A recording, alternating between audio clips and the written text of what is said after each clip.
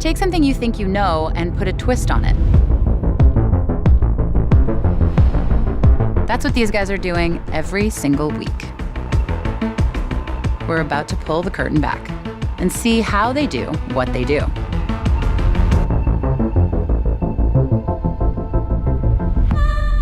What if everything you thought you knew was wrong?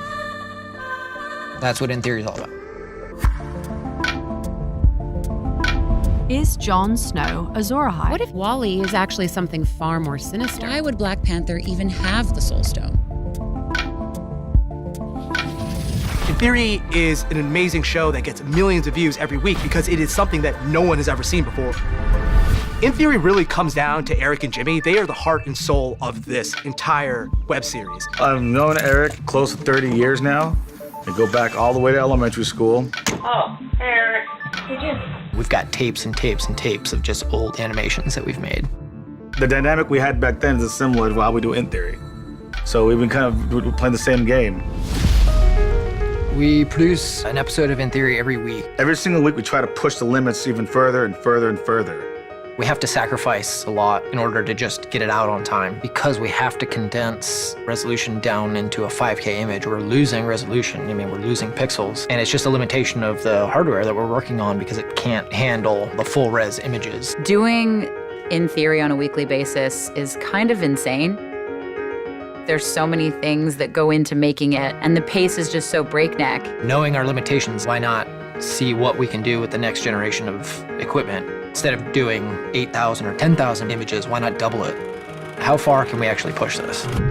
This week we're using a computer with Intel's new Optane memory to really achieve the imposter. What if we told you that the first movie ever made about a Hogwarts student came out almost 40 years before the world ever heard the name Harry Potter? This week's In Theory is close to my heart because I love Harry Potter and I love Mary Poppins. Basically, the theory is that Mary Poppins is a former student of Hogwarts and is herself a wizard. This week, instead of going between 8,000 to 10,000 images, we're actually going as high as 16,000 images. Jimmy and I will sit down, we'll read through the script, we make sure that it's a good theory, and we storyboard it, we concept the art. He starts prepping all of that art. Sometimes he's still working on it by the time that we're ready to shoot. We're basically just never stopping. We set up a camera that shoots downward, get the artwork all laid out, and it takes one picture every 2 seconds. Click, click, click, click. We're shooting at 8K. File sizes are massive. We condense it down into one file, and we usually down-res it because the older computer that we're using can't really handle an 8K workflow, and that can take almost a day. Each frame is a 42 megapixel image, one frame at a time.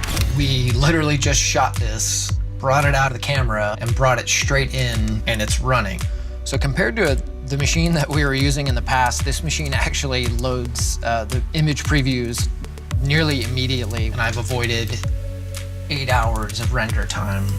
The new Intel Optane memory will make this job a lot easier. It's great because this is the most ambitious project, the largest we've ever done, and the fact that we're doing it faster than anything we've ever done before is impressive.